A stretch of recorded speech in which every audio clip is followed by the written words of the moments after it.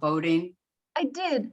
Was there a particular action that people could? We don't have an action yet. That's going to be super brief, like 30 seconds. Just say, this is big. We're looking at what we can do. So just keep your eyes open for actions that could be at our next community meeting, or we may be sending you actions. Okay, cool. Yeah, I put it in. Thank you. Great. Okay. So I'm going to stop sharing for a second, and then Amanda's going to let everybody in. And we are going to start. Perfect. So, welcome everybody. Thank you for joining. Amanda, or should I record or did you? It's recording, yeah. Okay. So I'm Ashley McClure. I think I know most people who are joining, but this is a very exciting and special monthly Climate Health Now community meeting. And we're glad you're here. We have a packed hour and a half that promises to be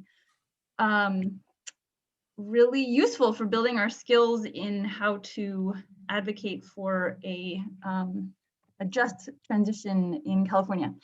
So I'm going to do a little intro. And as I am, though, I'd love if everybody could put in the chat, just as a warm up to see where people are coming in from, if you could put what you do for work and where you're joining from, that would be wonderful. So you go ahead and drop that in as I'm doing our welcome and agenda, that'd be perfect. And so the goal of our session today is to introduce Climate Health Now members, and I believe we have some special guests visiting from Med Students for a Sustainable Future also. Glad you're here.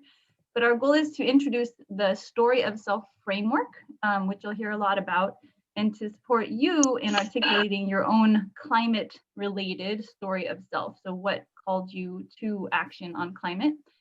And very specifically, to build the capacity of our members to maximally leverage our professional influence in effectively speaking on issues of climate, health, and environmental justice in any public venue.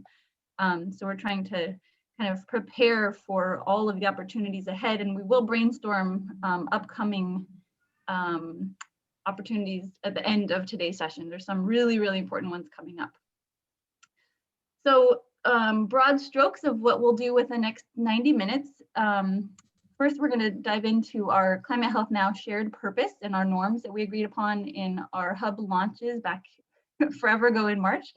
I will introduce our very special guests calling in from Serbia and Sweden, Sama Alus and Dr. Peja Stojic. Then we'll go over the public narrative framework, the overview, and we'll zero in on just one aspect of that, which is the story of self. We will get to witness some coaching on how to develop your story of self with feedback. Then we'll break into small breakout rooms where you'll be in a group of 3 and you'll use a worksheet that we've shared with you to help develop your own story of self, and then you'll get to share in your small breakout room what you develop and get some feedback on that. We'll come back together to debrief, review a summary, and then we'll share upcoming announcements across California in opportunities and public venues where we need health professionals showing up to advocate for climate-related policies, whether in the Bay Area or Southern California. And then we'll evaluate how this session goes. So teamwork makes the dream work, and the team supporting this workshop, we have Amanda Milstein doing tech support. We have Christine James, who's taking notes for the summary. Cynthia Mahoney is keeping time so that we can accomplish everything we're hoping to. Karina is keeping notes or keeping eyes on the chat to help bring up important things that we should bring in. And then our special guests, like I mentioned, Sama and Peja. So I'm sure many of you were part of the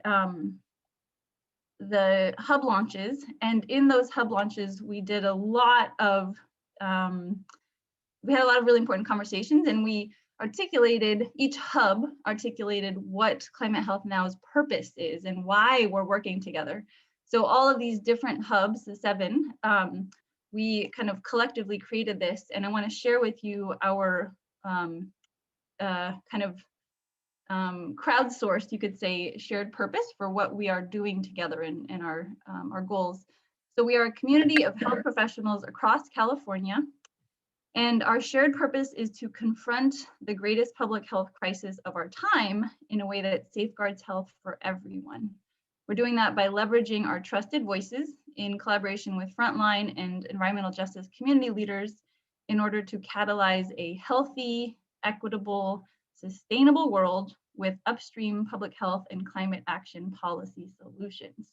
So that's how, that's where we all came together. And that's really what unifies us in our work together. So I'm going to, and this is similarly a hub sourced list of a group of shared norms of, kind of agreements that we've all made to working together and how we want to work together, what kind of culture we want to build. So it's a long list, and we're not going to go into all of our agreed upon norms, but I believe, is Susan here? Susan Bradshaw? Yes, I am. Wonderful. Thank you, Susan. So yeah, you're gonna call out one that you think is one norm that's really important for sharing personal stories. That'd be great. Well, one norm that was really important to me personally and emotionally was that the comments or the feedback, they're very focused, succinct, and constructive. Mm-hmm. I think that's important because to me, that sets the agenda of the relationship you're developing with the people who are in the group that you'll be in. Mm-hmm. I did participate in one, earlier, and what I liked most about the feedback I was given by the coaches was that it focused on my strengths. It was very short, accurate, and it was just very succinct, and it was delivered in a way there was no emotion, no judgment. Mm-hmm. And so I left the whole process not even feeling like, it was feedback. It felt more like, something my mother would tell me, because it seems like it came from love, and it came from someone who wanted me to be better. Right, exactly. So thank you. Yeah, perfect. So coming from love, you could go straight to the heart of it, or coming from a place of, trying to build each other up and help each other learn. Yep. And the no judgment piece, I think, also is really important, that we talk about kind of issues, but we're not judging the people too. So. Wonderful, thank you. So this, this set of norms will grow and evolve, and our goal is to kind of revisit this with many of our important gatherings to help keep our roots in the right place. So I'm really excited to introduce our special guest. So I have the pleasure of introducing Sama Elus, who I met because she's my teaching assistant in my leadership, organizing, and action class that I'm taking with Professor Marshall Gans. So Sama works as a coordinator and supervisor in the labor market and integration unit in Sweden. Her main missions are to coordinate the arrival of refugees and immigrants in cooperation with the Swedish Immigration Authority. And she helps to develop various projects that aim to support refugees and integrate them into Swedish society, and for them to achieve self-sufficiency when they arrive. She has a bachelor's in international tourism management and a master's in sustainable development. And in 2019, she did the course that she's now my teaching assistant in with Professor Marshall Gans. And then she went on to provide it to Iranian leaders and also in the Middle East and North African regions. She is also a member of Vision, which is a labor union in Sweden, and she helps to kind of support community organizing there. So that is Sama, super excited to have her. And then Dr. Peja Stojic is joining us right now, like I said, from Serbia. And he's currently the executive director of People Power Health, which is a group of community organizers, trainers, and coaches focusing on bringing the social movement and community organizing skills to healthcare professionals, caregivers, and healers. He's also an instructor for the Harvard School of Public Health, CHN School of Public Health, teaching 2 courses, Enabling Teams and Large System Change. He was previously a project director with Rethink Health, and in that capacity, he worked with CMS and others. And like I said, he's right now at home in Belgrade, Serbia, where he previously was the president and executive director of a youth organization for fighting HIV and AIDS there. And he's also on the advisory board of Leading Change, with Leading Change Network, which is one of the largest global networks of social movement leaders. So we have an amazing brain trust with us today, and I couldn't be happier to have their skills coming in to help kind of enrich Climate Health Now's work. So I'm going to turn it over to Sama. Thank you, Ashley. Hello, everyone. My name is Sama, as Ashley has introduced. I'm so happy and honored to be with you and looking forward to learn and to share learnings with you in the coming 1 hour and 15 minutes approximately. So I'm going to start by sharing my story of self with you so I can tell you who I am and what calls me to what I do today. I am a daughter of 2 loving, hardworking parents that have fled their home country to Sudan because of war. And they got settled in Jordan, Amman, where my 2 siblings and I were born. I remember walking to school early in the morning with my friend Maha, and the sun shining in our faces. Maha used to walk slowly, while I used to walk with a joy, and my backpack was jumping on my back, thinking, finally, I have convinced my parents to join Maha's school. After we reached the school and I walked into the class, I checked around me and I chose to sit next to an age younger, thinking, there, I'm not different, or I don't look different. It didn't take much until the teacher came in, and she stood in front of a table full of books, and she started calling names. Ahmad, good morning, here are your books. Haya, good morning, here are your books. While I'm sitting in the corner of my desk, trying to get up every time she calls someone, thinking my name could be next. She called every single name except of mine. I asked her, am I getting my books today? She looked at me and she said, you're a foreigner. Jordanians get their books first. I went home immediately, and my face was full of tears, and my backpack is still jumping, but out of sadness this time. Many years after, and my family and I moved to Sweden. In 2014, a refugee camp opened next to my parents' house, and I went there out of curiosity. Afterwards, I started spending every Sunday morning in the middle of a circle of kids that I don't know, and sometimes don't even have a common language with, trying to introduce them to the Swedish society and teach them the language. And yes, I saw myself in each and every one of them. From one volunteer to another, and here I am today, working as a coordinator in a labor market unit and integration unit in Sweden. And trust me, my heart keeps beating happily every time I stand in the gate of the airplane, welcoming a new refugees and telling them welcome home. So this is a little bit of who I am. And I am here today to talk to you more, introduce public narrative, and to focus in story of self. If we can go to the next slide, please. So these are the teaching points that we will try to teach on or to touch on in today's section.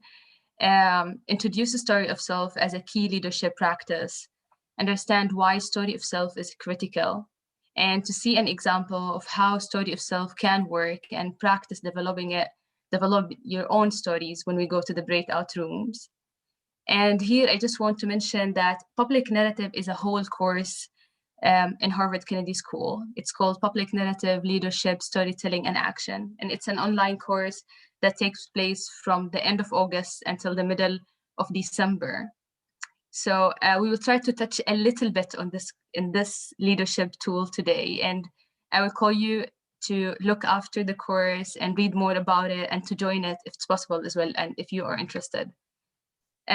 This course is led by Marshall Gans, Professor Marshall Gans. And if we go to the next slide, I can show you a picture of Marshall and tell you a little bit more about him. So Professor Marshall Gans is the guy with the glasses in the right side of the screen, a college dropout who joined Mississippi Freedom Summer Project in 1964. He made his way home to Bakersfield in California, where he met the other guy in the picture, and they spent 16 years with the United Farm Workers, where he gained experience in union, political, and community organizing. So all of this has been established by Marshall, and I am learning. I have learned a lot from him, and I'm still learning from him until today. So I'm gonna share with you a little bit of these learnings in the coming hour. If we go to the next slide. Thank you, Ashley.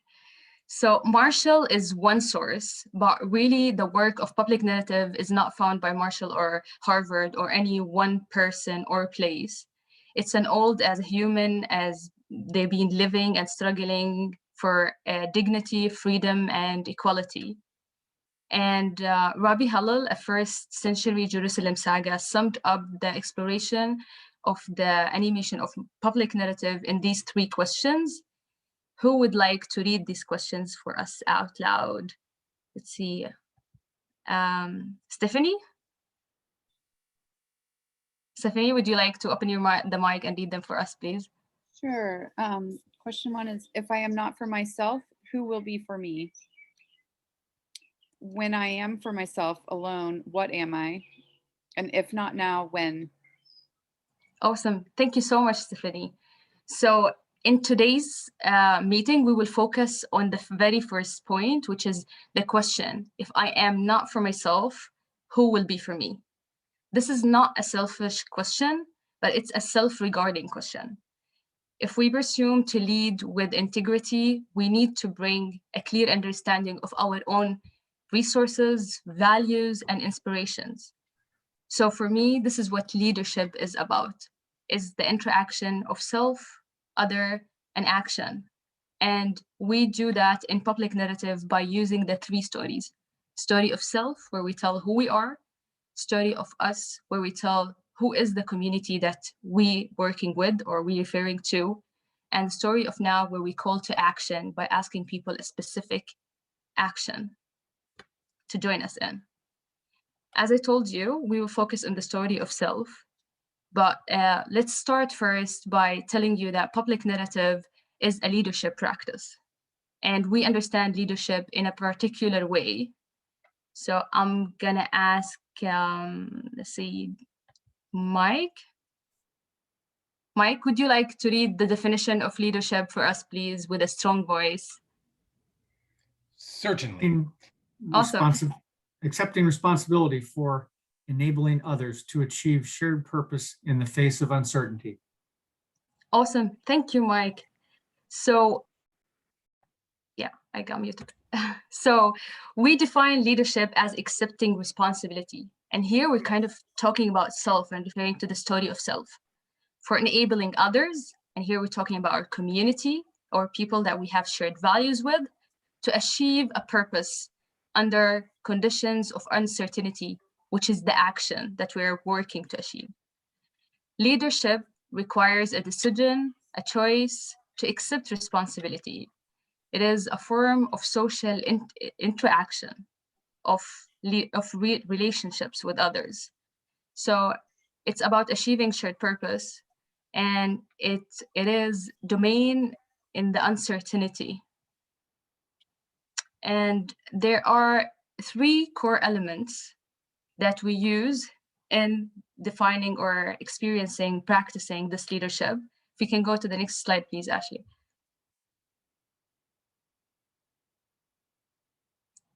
Yes. So these are the three core elements of leadership that we use: the head, the heart, and the hands. As Jerome Bronner suggested, there are two ways of knowing in this word, which is the head and the heart. Let's focus at these 2 points as first. So the head is where we go to strategy to figure out things and how can we achieve the goal that we are trying to work to achieve. It answers the questions, how can we get from point number 1 or point A to point B? We spend a lot of time considering goals and how can we achieve them. But it doesn't answer the key question, which is why should I care enough to make the journey between point number A or number 1 to number 2? And here where the heart comes. So as Saint Augustine said before and mentioned, to know the good is something, but to love the good, it's totally another thing. And love is what is turned the knowledge that we have into action. It is what is required in social justice work that we do. The heart is where we go to discover what things means to us and what motivates us the most and why we care about what we do. So the heart is the domain of motivation. And the heart is where we're going to focus on today, where we get our motivation. So we get our motivations from emotions. Let's go to the next slide, please. So our emotions informed us as who we are and what values do we stand for. So let me ask you something. Did you feel any emotions when I shared my story of self with you? Yeah, please give me a thumb up or a thumb down if you did it. Okay, awesome. I see a lot of thumb ups. Good. Awesome. So if you would link this emotion to a value, what that value would be? Can you please write the value in the chat? Let's see. Justice, caring, justice, compassion, fairness. Awesome. See a lot of values: empathy, inclusive, humanity, resilience. Great. Please keep writing the values that you got. I would definitely take a look at it. Caring, sharing identity. Cool. These values that forms us or that's linked with us are the values that moves us, that shakes us to do something about it, right? So if we think of it this way, values aren't abstract, like a concept to be debated, but they are felt experiences. Do you ever watch the news and you see something that creates an emotional response in you? Right? I see you nodding, Susan. See some people nodding. Yes, exactly. So this is probably because you value that thing mattered to you. You care about that thing. It's emotions that tell us, hey, come on, you care about that thing. This thing matter, pay attention. And being able to access this emotional information is very critical when it comes to public narrative and storytelling. And it's a leadership tool to be able to understand what moves you and how can you link it and connect it to other people. So you can ask them for an action or to tell them, hello, this is me, this is my value. And I would ask you to join me in this value. And this is what moves us from sitting on the sideline to the action. So let's talk more about it and in the next slide. One way we experience emotion is particularly in specific moments, in ones we experience, but also in the recounting of our experiences or of lived moments where we face a challenge and we act to this challenge. We choose to act upon it. In the story of self, we invite people to a relationship with us. We tell by sharing why we have been called to serve for this cause. And the key focus is on the choice. The moments where we decided to stand for that value. And you tell people, when did you first start to care about this specific issue? By telling them, I faced this action, this challenge in my life, and it taught me something. And you share with them, when did you start to feel that you had something to do about it? What was your choice? How did you act upon it? Why did you feel this way? And then you tell them as well what were the circumstances of your action and which is the outcome. Where are you today? So it's very important that the story of self have these three core elements: a challenge, a choice, and an outcome. In the next slide, I'll tell you why it's important to have these three elements in the story of self. So because if I'm telling the story and the story have no challenge, then I'm telling a story of a superhero that had a lot of choices and good outcomes. And if I'm telling a story that doesn't have a choice, then I'm telling a story of a victim, a person that have gone through a lot of challenges, and this is what life led him or led her to. But if I'm telling a story as well without an outcome, then I'm telling a story without a lesson. And usually when we listen to stories, we want to learn something out of it, right? We want to share experience and teach lessons out of it. There's more elements when it comes to the story of self, so I would like to bring your attention into it. But we actually cover these three rest of the elements by covering the challenge, choice, and outcome. If we go to the next slide, please. Probably you was thinking about, okay, so Samah, I had so many challenges in my life. So which challenge should I choose, right? Which challenge should I be able to share with others?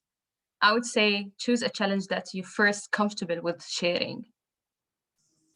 And number two, there's different moments, but there's no specific or critical a moment. Just choose one moment that it's linked to what you're asking for or what you're fighting for.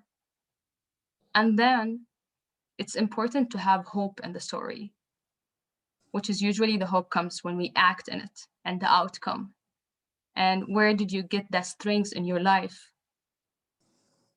to be able to face the challenge by acting? Because probably we have dealt as well with different challenges where we didn't act up into it. So where did you learn to act? And last but not least, if you notice in my story, I didn't tell you exactly what happened or what I went through in my life. I showed you pictures. So I was trying to link to your mind by showing you pictures from different scenes of my life by describing this picture. So tend to describe specific moments instead of telling. So show, do not tell. And soon, our great organizer, Bidja, is going to share his story of self. And I will call you to focus on these elements: choice, challenge, and outcome. And where did you hear it exactly in the story? Because we're going to debrief it afterwards. So, Bidja?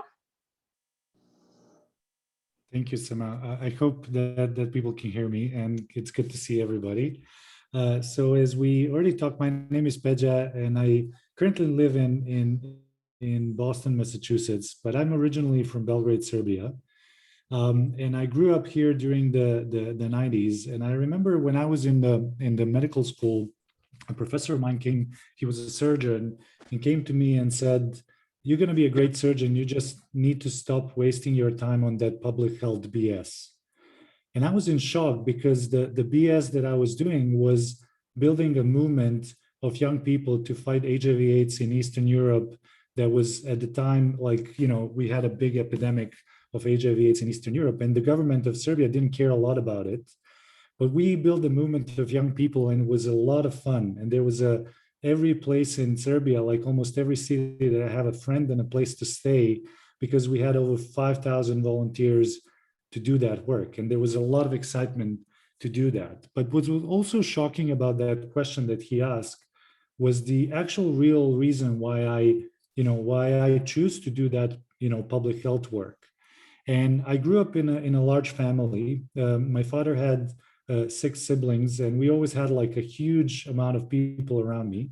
So I remember when I was at the age of 6, I was in my backyard of my grandmother, and there were about 40 people in that backyard gathering. We were making food, we were doing things together. And I remember going into the house. I was this active kid, trying to figure out where my dad is. And when I entered the room, I saw him across the across the room, sitting on a couch, completely white and covered in sweat.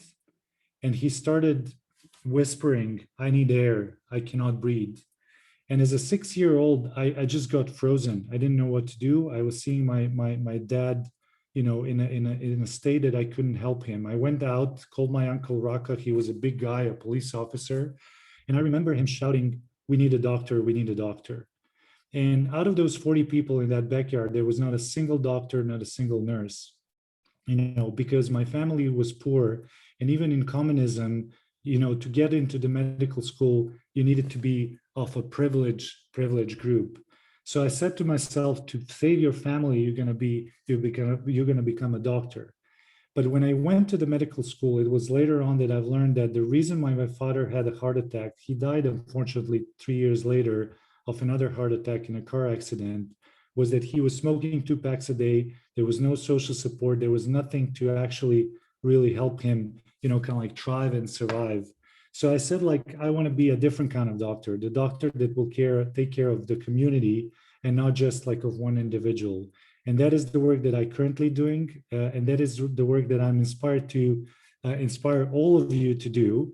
And I want to call you today to share your stories and just share your personal narratives in order to inspire other, health professionals, not just doctors, to do this work of activism and join us in action together. Wow, thank you so much for sharing. Awesome, Bija. Thank you. So I want, we can stop sharing the screen for a second, Ashley. And I want to ask you, so ask everybody here to write on the chat and as well to unmute yourself and speak out loud. What are the images that resonated with you the most from Bija's story? So let's hear some voices.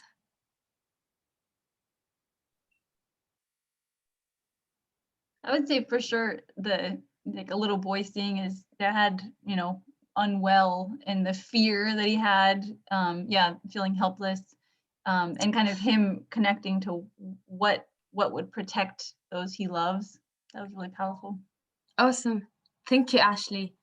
So that image was extremely strong, right? Seeing a kid going inside the home and seeing his dad sick, right? If you would link this image to one of the 3 core elements of the story of self, what would it be? Let's hear from different voices. Anne, would you like to unmute yourself? Right. Will it be a challenge, choice, or an outcome? Well, a challenge. Exactly. Thank you, Anne. So this was the challenge moment that Bija had, right? So where did you hear the choice then? The choice was later when he, sorry. Yeah, please, Anne. Just later when he decided to take power and become a doctor and help himself. Exactly. So the choice he made to become a doctor, right? Or he already made a choice to go get his uncle. He knew, I'm helpless. I don't know what to do. Let me go get this guy I respect. Thank you, Karina. That's a very, very good point. So the challenge in the story, it's linked to the choice in the story is linked to the challenge moment. Is when he went inside and decided that, okay, I'm gonna call my uncle and ask him for help, right? Because there was no doctor in the yard. And I would say that the outcome of the story was him becoming a doctor. Cool. I want to ask you again, what value did you feel from Bija's, or did you get from Bija's story?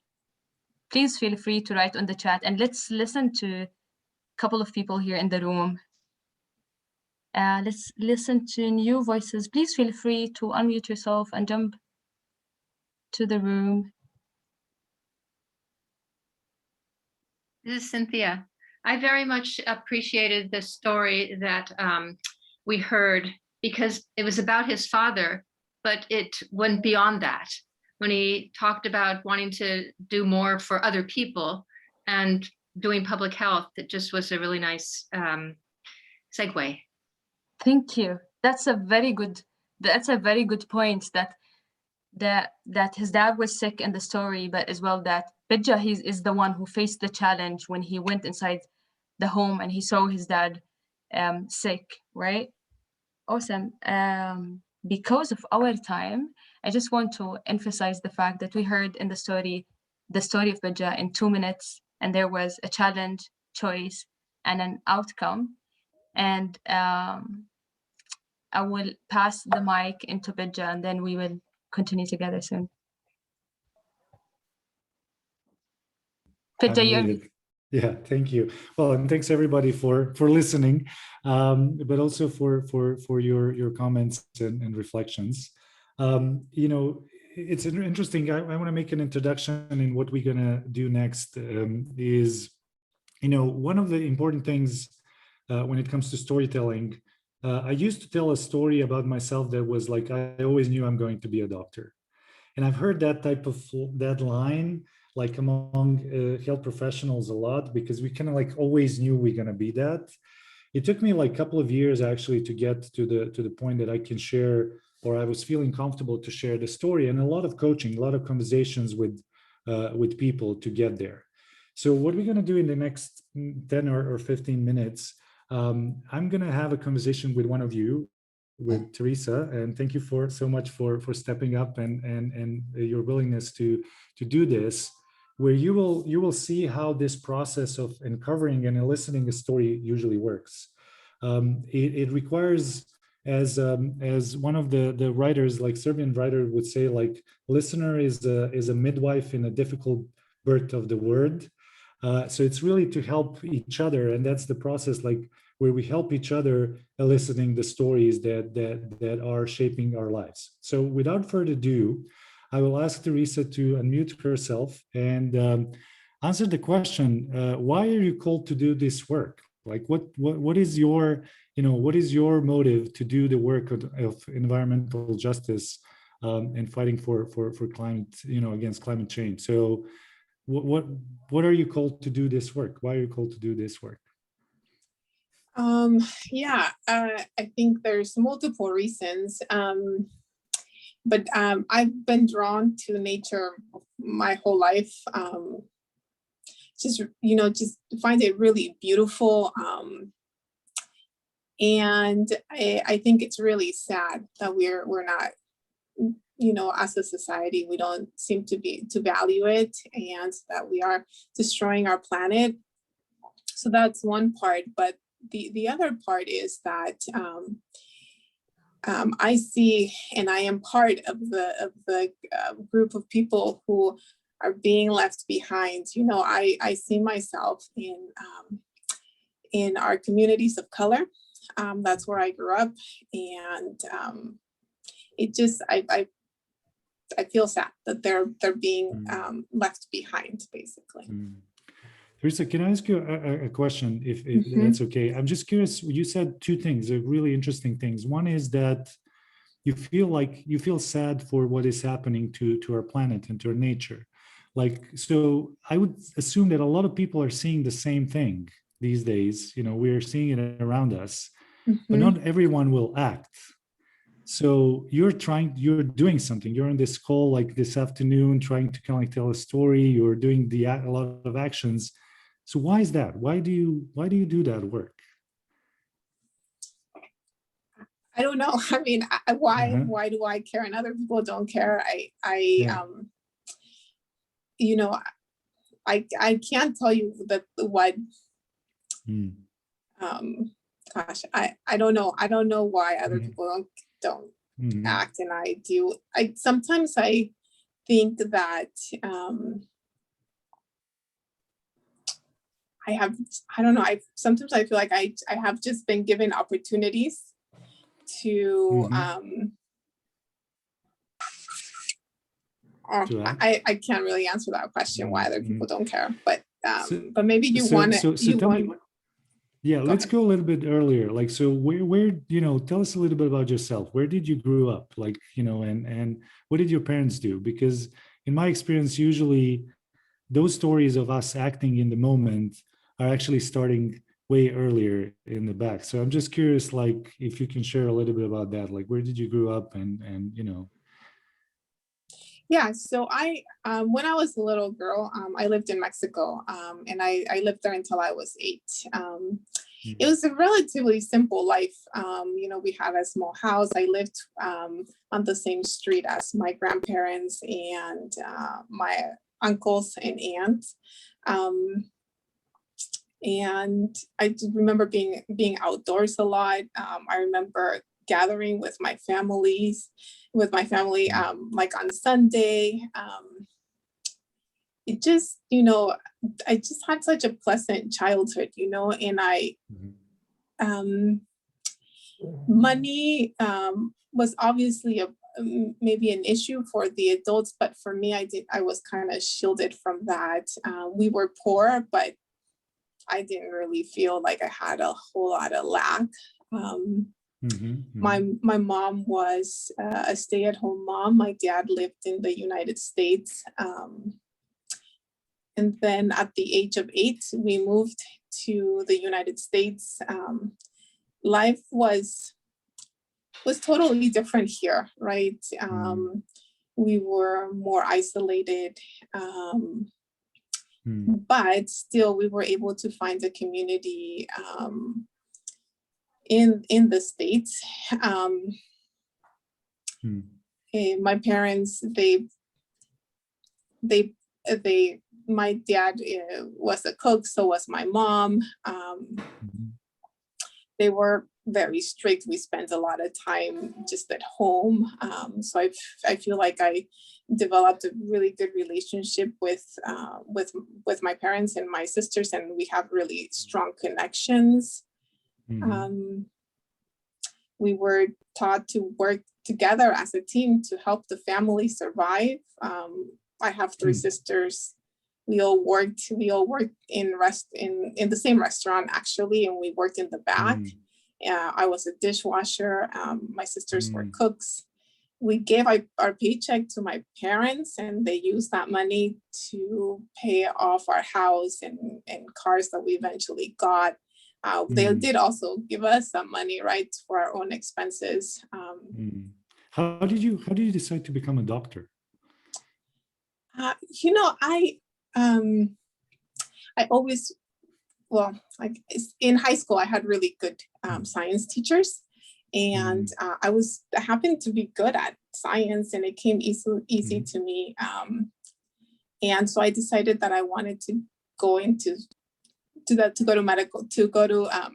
decided I wanted to go to college and study science. And I thought I was going to be like a field biologist or something like that. And my major was biology.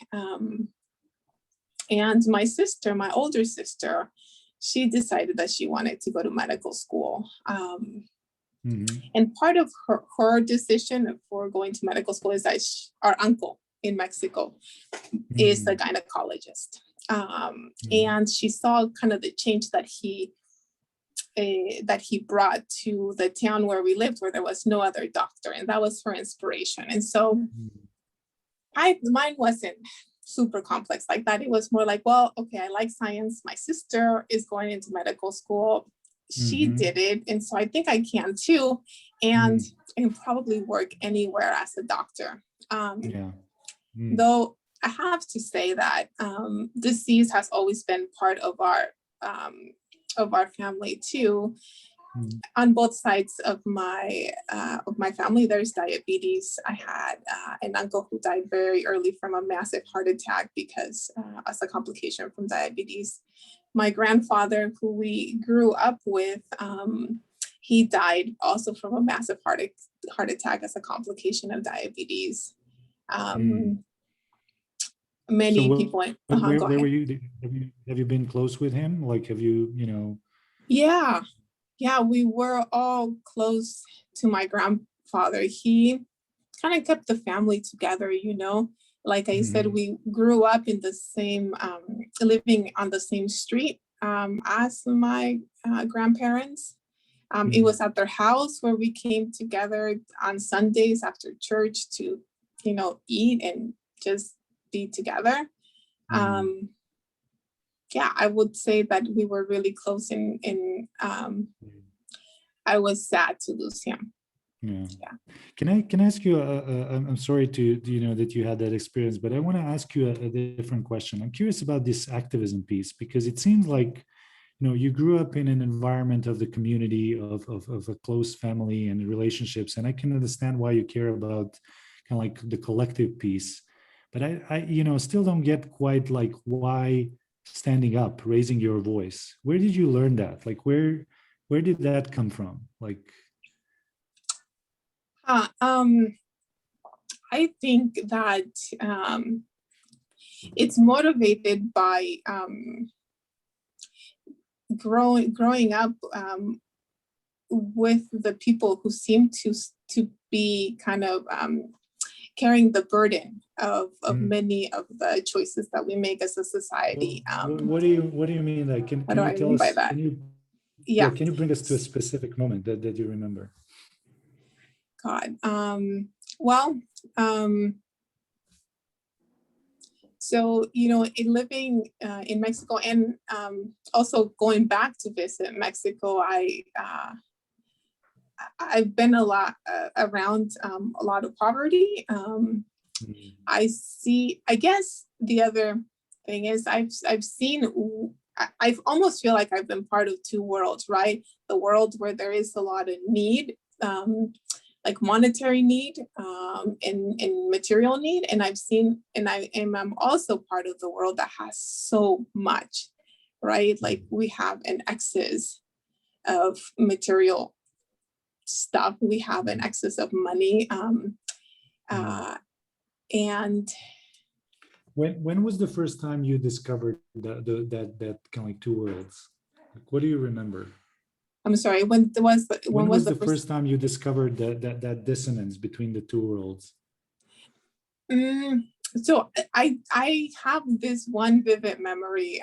I was a teenager I had gone back to Mexico to visit, and we were in Mexico City.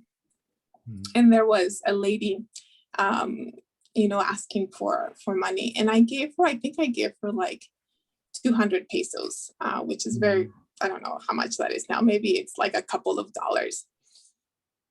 And she looked at me with this look I'll never forget, almost like disbelief. Like she just couldn't, I think it was like a look of being grateful, but also like not understanding how I could do that. So that's a really vivid memory in my mind. I also,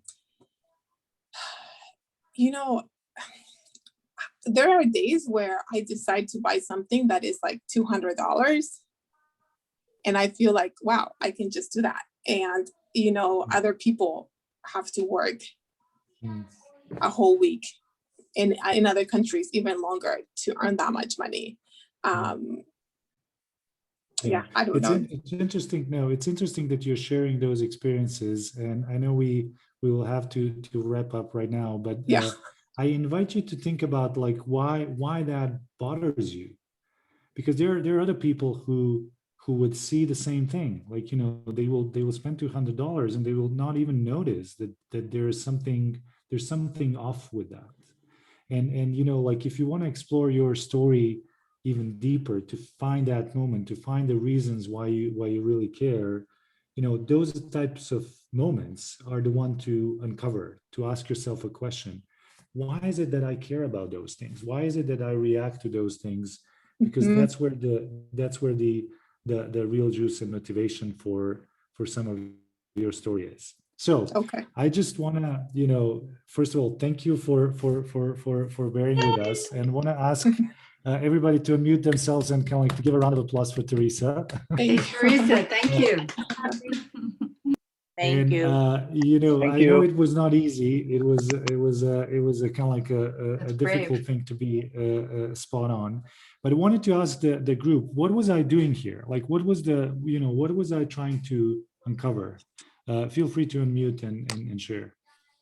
When you were asking about vivid memories or intense emotions, it was like a way to get at values and figure out what's driving the choices that are being made, and then figure out what choices are being made. That's great. And what else did you notice while I was doing that? How, what type of questions did I ask?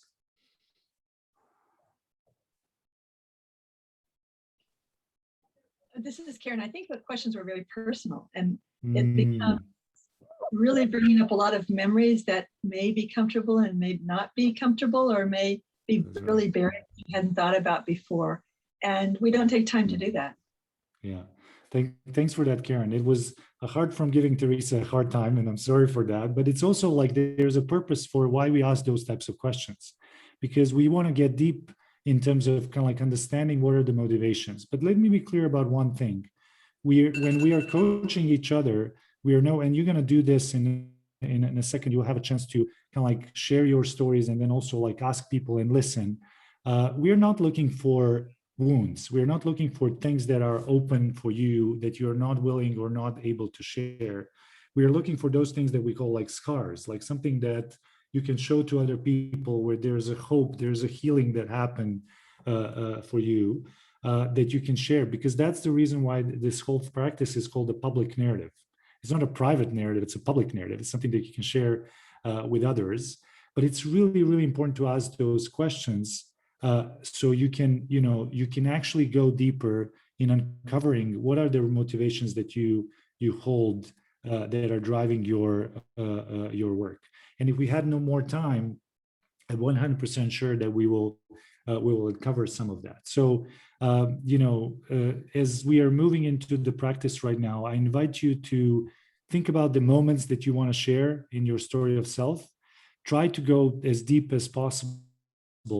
And then really, ask each other questions about what values, what kind of like origin stories did you have, and what choices did people make in order to get them to do what they do right now. So with that, I will, pass it back to Sama, I think, to lead us in the breakout so rooms. thank you so much, everybody. So I just put in the chat a link to a worksheet that I'd like everybody to open up if you're able to.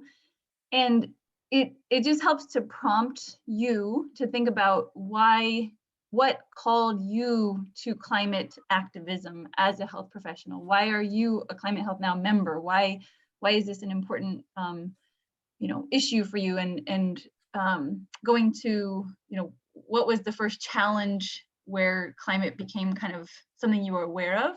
So if you can open up that worksheet, and then which will be helpful for your breakouts. And then in the breakouts, so we're going to take 16 minutes, and this is the kind of agenda for when you're in the breakouts, which will be groups of 3.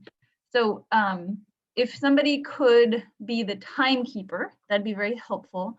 And so when you first get into your breakout room, if you can set a timer for 5 minutes, and in those 5 minutes, it'll just be kind of each of us personally trying to dig down into that memory bank of when you first,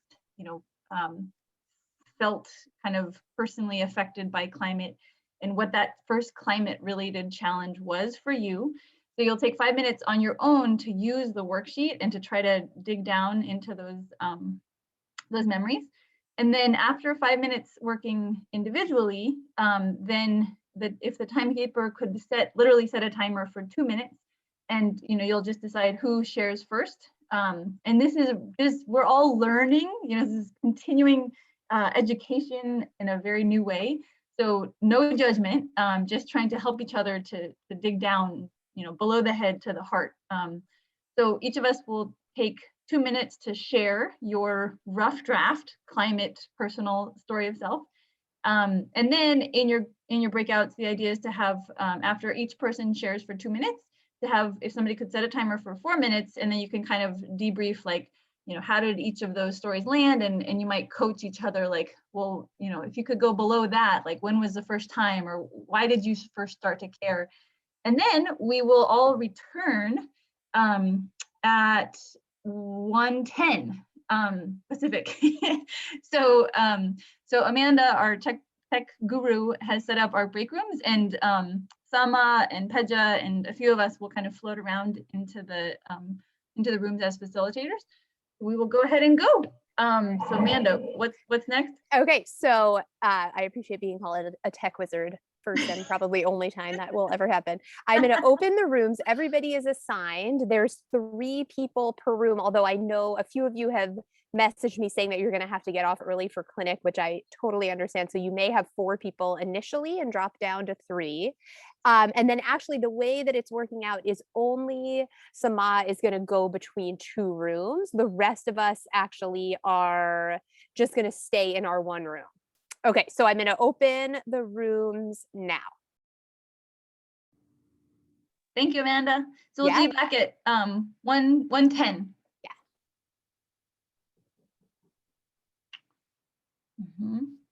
So,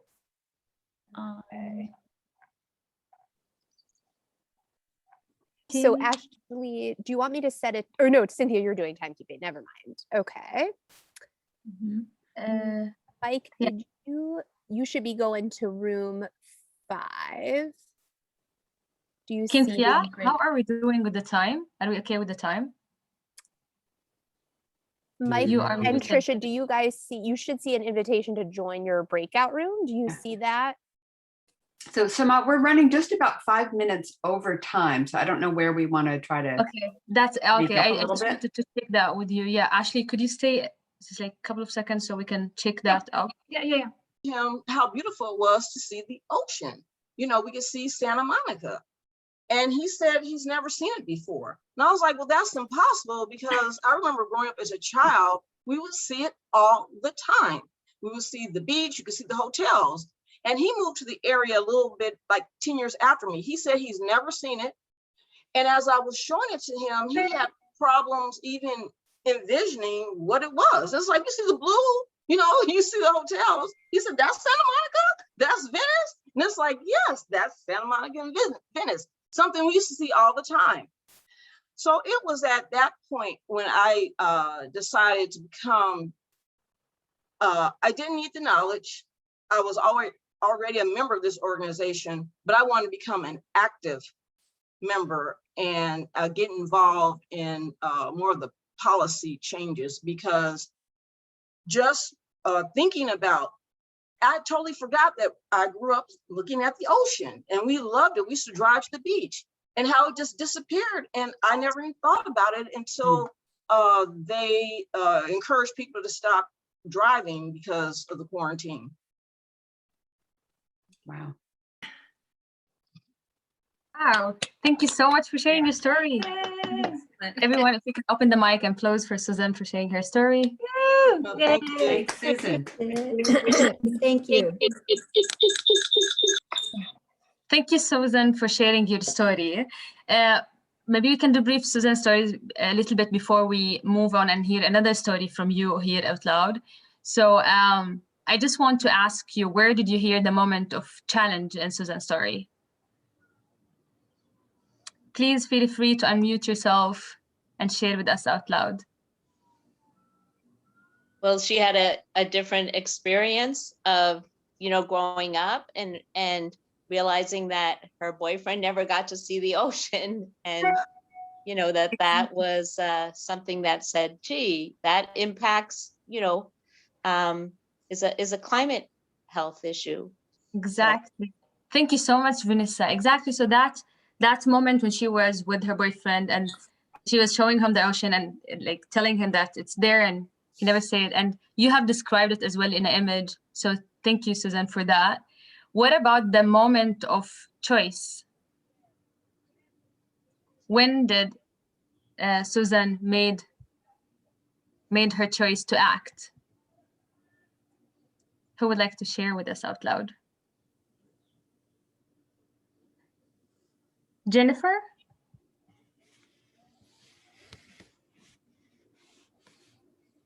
Jennifer, if you can. Yes, when she decided to become more active in this organization. Yeah, so thank you so much, Jennifer. So Susan told us that she decided to be an activist in the network, right? But what I missed there, Susan, is describing that moment when you decided to act. So I want to ask you, so when was it? Like, how was it? And can you describe it in an image? And how did you feel? Well, like I said, I had joined the group about 6 or 7 months ago. I don't remember, but anyway, I had joined it a long time ago. And then I remember speaking with Cynthia and Ashley. Cynthia was the first person who, we were on another meet. I can't remember what happened, but we were at another meeting together. And then she said, oh, let me call you. And, you know, she didn't know that much about me. So she called. She's very polite. She's very, you know, encouraging. And it was at that little tug that I thought, you know, I've been a member of the organization, I've never been active. And so that made me, that helped with the decision to just not be in the group, but be active in the group. And how did you feel about that, Susan? Well, I felt like finally, you know, something that I've always wanted to do, something I always cared about. Is like now I feel like I'm in the position and the connection, you know, would allow me to make significant contributions. Awesome. Thank you so much, Susan, for sharing. If we had more time, I would as well coach you in the outcome of what is the circumstances of this action, but I will let you keep thinking about it and how you could describe it in a specific image. Thank you so much for sharing your story. Awesome. Great. Thank you. Awesome. Do we have more time to listen to another story, or we are? Cynthia, how many more minutes do we have? I think probably one more. Oh yeah, it's 1:20, so we have 10 minutes left for everything. We should probably. Okay, we should. Okay. Unfortunately, because this is so much fun. Yeah. Could we do 3 minutes with Christine? 2 minutes and two and two? Let's listen to your story before we go to the brief in 2 minutes. Sorry, I would start the time up. Would you like to share it with us? Sure. I don't know if it's exactly what you're looking for. It's just for what we did the other day. So I'll just share really quickly. She had been living with us for a month. My grandmother would move silently up and down the stairs between her room and the kitchen, and occasionally she would stop at the breakfast table to kiss my forehead. But we rarely exchanged words. My broken Malayalam to her halting English often ended with an awkward hug or silence.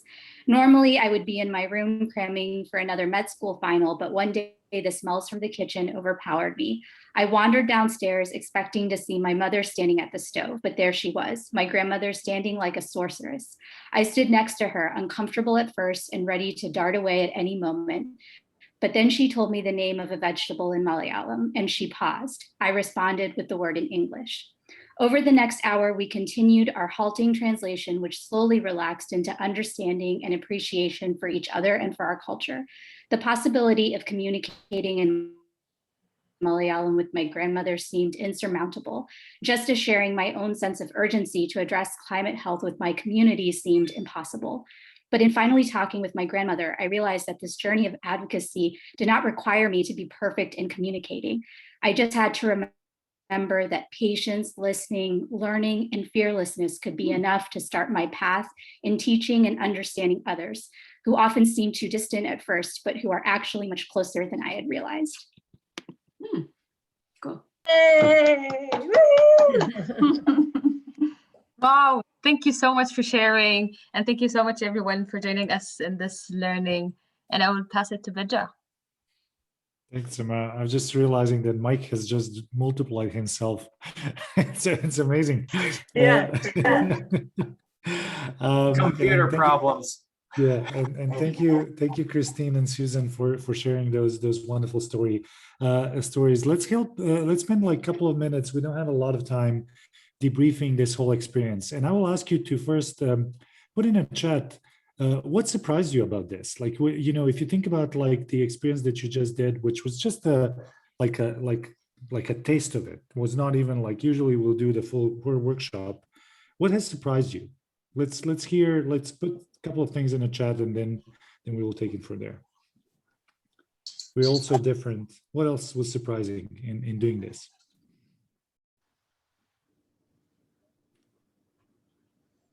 It was refreshing to focus on the meaning of our work.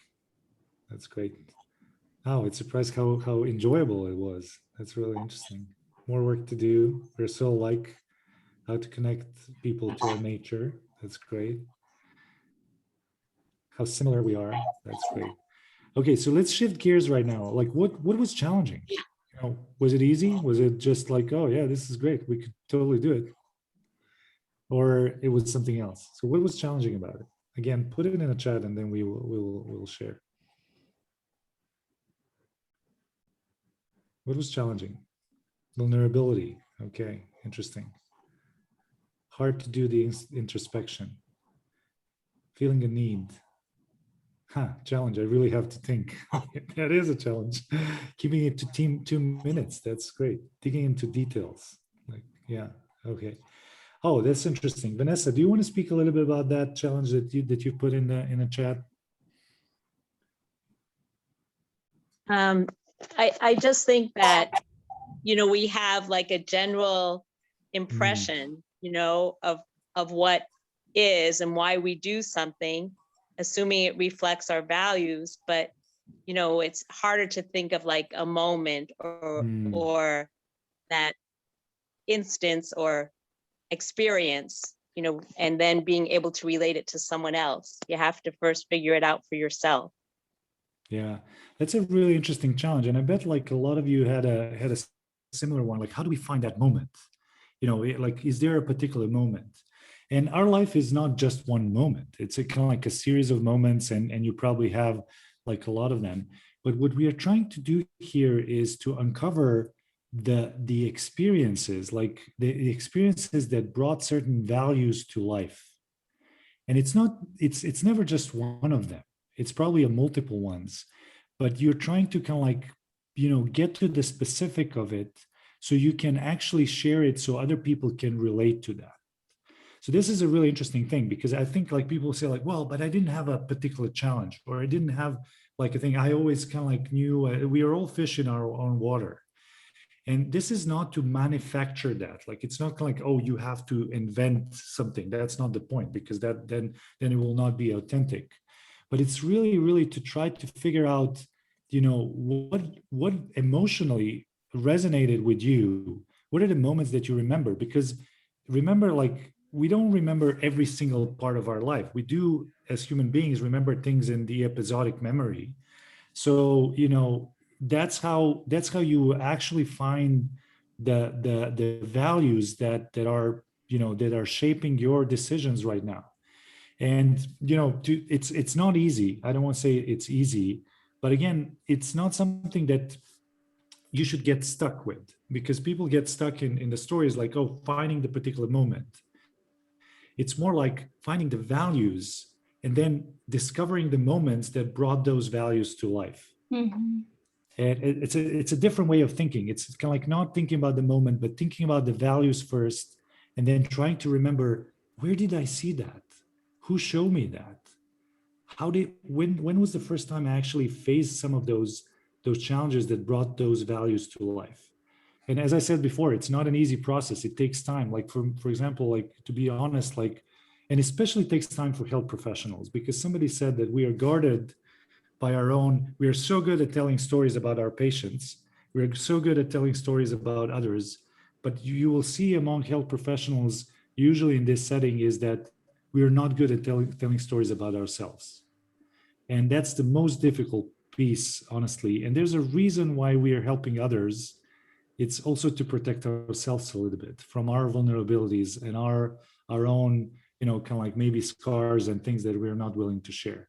But it's worth the effort, trust me. And I've been there. Like, I remember first time I shared my story, I was literally crying in front of the large group of doctors in a primary care summit in Boston. There was a primary care big summit, and a person coached me a night before, like a friend of mine, and I've told the story for the first time. And I've got like a standing ovation because it was really authentic, but it was damn hard to tell that story, and not to tell the story that I always knew I'm going to be a doctor, you know, yeah. Because that was the previous story that I've told. So anyway, having said that, it's really, think about it. The moments are there to uncover the values. It's not the other way around. So just as in the interest of time, we have to move on. Yeah. Please put in chat your key takeaways from this experience. Like, what are you taking away for the future? What do you want to do? And with that, I will pass it on to Ashley. And thanks everybody for participating. Thank you so much. One piece that I've heard from Professor Marshall Gans is the more specific we can be, that's the portal to the universal where people can relate. So the more, granular and personal our stories. And then one thing in the chat I want to just call out is, can a patient story be our story of self? And I would say no. But that's a very health professional question. Yeah, that was a question that really came up in our group was and I am thinking, Pedja and Sama, you would say no. No. Yeah. Okay. You gotta breakout room 1. We gotta hear that. Okay. Yeah. All right. Good question though. So a huge thank you to Sama and Pedja, and we just want to share a couple, especially one upcoming opportunity to share our story in a powerful and really important way. Amanda, do you want to speak briefly to Bachman? Absolutely. And again, Pedja and Sama and everyone who spoke and thought about their story, thank you so much. I feel like we probably need to do a follow-up on this because I think we didn't have enough time, ironically. So we will, if other people feel that way, we can definitely try to do a follow-up. This is just the beginning. Just the beginning. But a really okay. So for those of you who are, well, this is really for anyone in California, more pertinently for those in the Bay Area, though this could be for anyone. So I think a lot of you have gotten my plethora of emails in the last few weeks about what's going on with the Bay Area Air Quality Management District. This hits really close to home for me because I practice in Richmond, which is where this is directly kind of going to play out. But the Air Quality Management District is going to be voting on June 2nd about whether to mandate that Chevron and PBF refineries, which are in Richmond and Martinez respectively, install wet scrubber technology that would decrease the PM 2.5 pollution that they emit by somewhere between 70 to 90%, depending on the estimate. And they are the greatest sources, industrial sources of PM 2.5 emissions in the Bay Area. And then for those of you who are familiar with Richmond and the surrounding area, these are highly impacted communities. So I have a bunch of things to ask of you all, and I will drop all of these links in the chat once I'm done talking. But we have a petition that Climate Health Now is a part of with a bunch of other community organizations that's going to the board. I'll drop the link in. We also have a health professional letter specifically from doctors and nurses and allied health professionals that we are also going to send to the board. On Monday, the 24th at 12:30, we're doing an action hour where we're going to just walk through actions that we can take in real time to use our health voices to talk about this and advocate. And then a really big thing that's very exciting and I'll be totally honest, really nerve-wracking, is we are going to do our first ever press conference. And CHN is leading on this. We have San Francisco Bay Area, PSR, and hopefully Alliance of Nurses for a Healthy Environment also working with us, but it's going to be Wednesday, a week from tomorrow at 9 a.m., actually in front of the Chevron refinery with health professionals speaking out about this proposal and why we need this for health. And the reason we're doing the press conference is that our community allies, a lot of the environmental justice groups who have been working on this issue for a long time, when we went to them with the question of like, what's the single biggest thing we could do? What they asked for is a press conference featuring doctors and nurses talking about this. So we are going to deliver, and what would be amazing would be to have turnout of other health professionals to show support for this. So I have a little Google form to fill out to RSVP. I'll drop that in as well. You can contact me with any questions. And then the actual vote of the board is happening on June 6th. Likely around 10 or 11 in the morning is when there's a time to call in with public comment, to make public comment. And so in that public comment, you can bring in your story of self too. You know, why you care as a health professional. Thank you, Amanda. Is it the 6th or the 2nd? The slide says the 2nd, but you said the 6th. Oh, sorry, June 6th is the vote. Yeah. Oh, okay, but the hearing is the 2nd. sorry, June 2nd is the hearing. Yeah, sorry. Yeah, Am I June saying 2nd. it? I'm sorry, June 2nd. Yeah. So thank you. And yeah, the idea is that we bring in our full public narrative to these hearings and many more. In the interest of time, I'll just say we have a race class academy about privilege and racial justice issues starting and then we have a nonviolent direct action intro training focused on health professionals with one of our organizational allies called Arm in Arm, and that'll be on Friday, June 25th in the afternoon. I'll be there. I'd love to see you. We'll put this in our newsletter. Cynthia, do you briefly want to mention something about voting for health?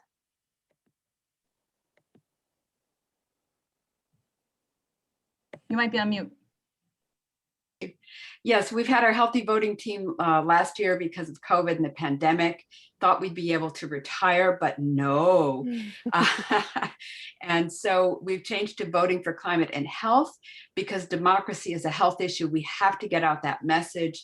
And I think everybody knows all these things that we focused on the For the People Act, SB1, which I've just learned is going to need to be passed before August recess. So that means June and July are going to be the focus for actions. And we don't know exactly what we're going to be doing, but we're working on it. We're going to have some actions for you. So I just want to get people to start thinking about that and watch for actions coming out at our June meeting and maybe some things from email. Thank you.